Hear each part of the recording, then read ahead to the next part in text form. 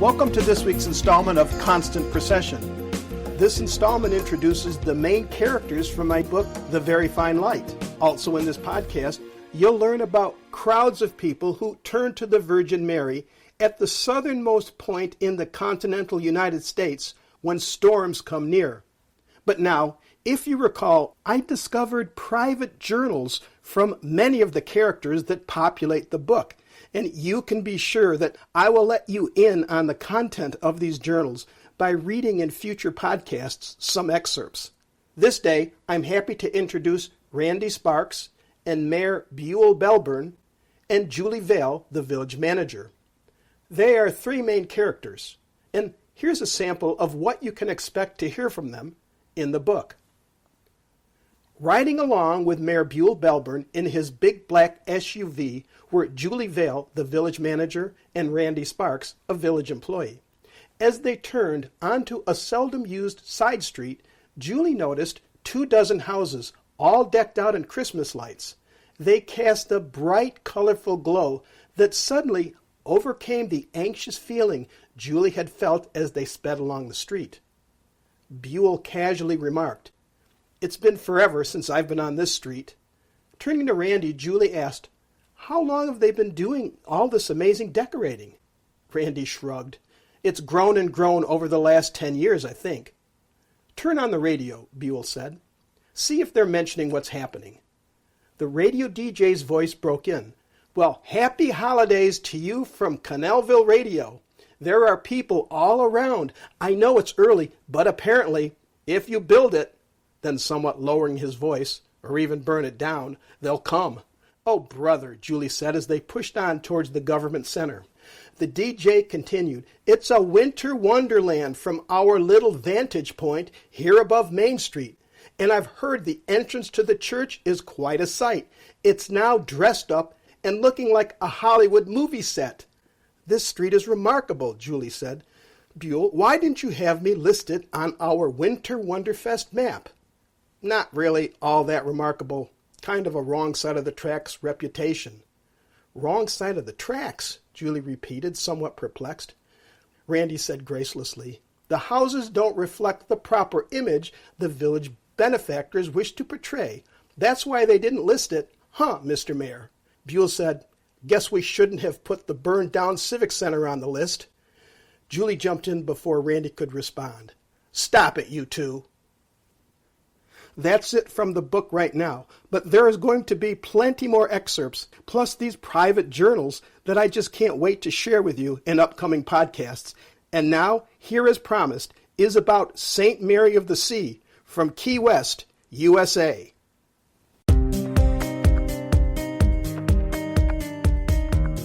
Having a chance to visit St. Mary's of the Sea Basilica in Key West, Florida is a rare treat. Located just a few blocks off Duval Street, it is home to the parish church, school, and there's also a grotto to the Virgin Mary's apparition at Lourdes. I learned from a street vendor about this person's experience during the procession on the great day when this storied church community received its appointment as basilica. And this story came up when I simply asked for directions to getting to the church. She said, "I was really just walking past the church when I saw the procession and people gathered in the church and all around the grounds. I had to stop because it was so beautiful and different. Everyone seemed to be filled with an unusual sort of beauty of sorts. Everyone was peaceful and happy to be gathered together." Listening to her recollection, in a tourist booth filled with souvenirs of all types, I observed lizards, skulls and conch shells and incense of all sorts of different designs. But as I looked closer, I noticed a small collection of Our Lady of Guadalupe wall hangings as she continued. "You need to know that the grotto there is where many people from the island here go when a potential hurricane is looming, when we hear it may be coming in the direction of Key West. People light candles at that grotto to Our Lady of Lourdes and pray for the Star of the Sea to protect us from being in the path of devastation. I never walk across the grass there out of respect, just on the stones that lead up to it. But by the time a storm draws near, there's nothing but a dirt patch from all the people who go there to pray to the lady for our island's safety. Since the grotto was put up, she has kept us protected, the woman said. I noticed a tear in her eye as she told me this story. When I visited the sanctuary on a balmy day, when outside the breezes are few, the openness of this church, which is designed with 5 or 6 sets of open doorways under the stained glass on each side of the sanctuary, allowing for a perfect, gentle breeze that flows across the pews as one prays or contemplates. And for me, it was comfortable, peaceful, and the beautiful stained glass of Our Lady of the Sea in the center above the altar is breathtaking as well. It's indeed a sanctuary where the imagination is ignited with the strength and beauty, peace and serenity, and love God shares for His people. And for me, it was an unparalleled experience on the entire island where tourism and getting away from it all resides in the most festive of ways.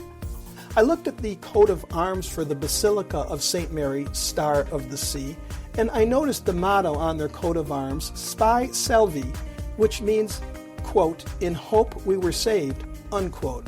And also that it was originally introduced by Pope Benedict XIV's second encyclical letters reflection on their patroness, Stella Maris, Mary, Star of the Sea. I'm just going to quote a couple excerpts from Pope Benedict.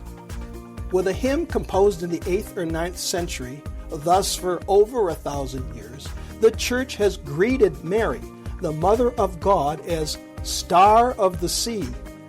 Ave Maris Stella. Human life is a journey. Towards what destination? How do we find the way? Life is like a voyage on the sea of history, often dark and stormy, a voyage in which we watch for the stars that indicate the route. The true stars of our life are the people who have lived good lives. They are lights of hope. Certainly Jesus Christ is the true light, the sun that has risen above all shadows of history. But to reach Him, we also need lights close by, people who shine with His light and so guide us along our way.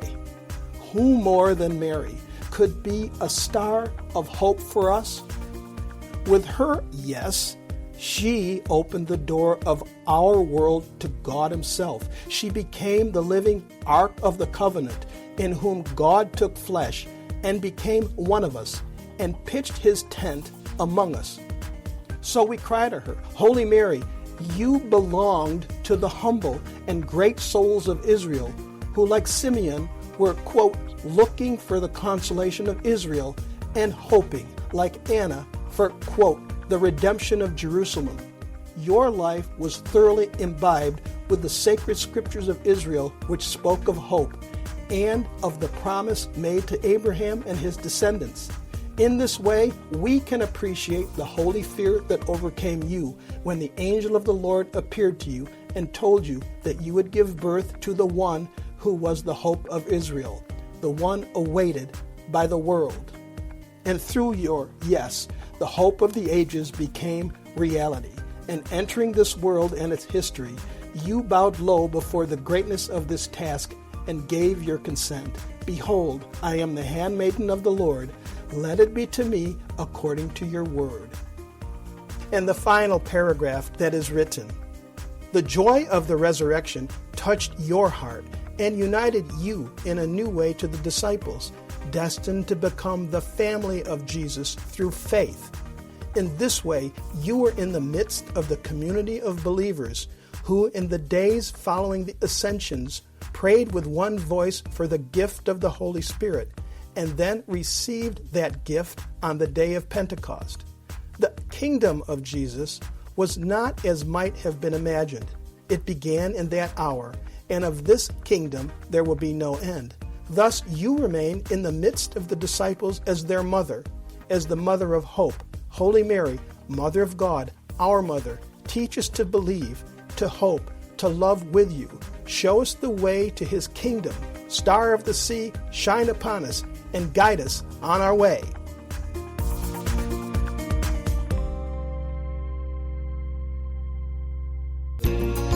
This is Nico Steves. I hope you enjoyed this installment. My book, The Very Fine Light, can be found using the title, The Very Fine Light, on Amazon.com. Please feel free to contact me at nicosteves.com. That's Nikos Steves, Steves.com. If you liked this episode, and for more, share them with friends. This is Nico Steves. Thank you. See you next time.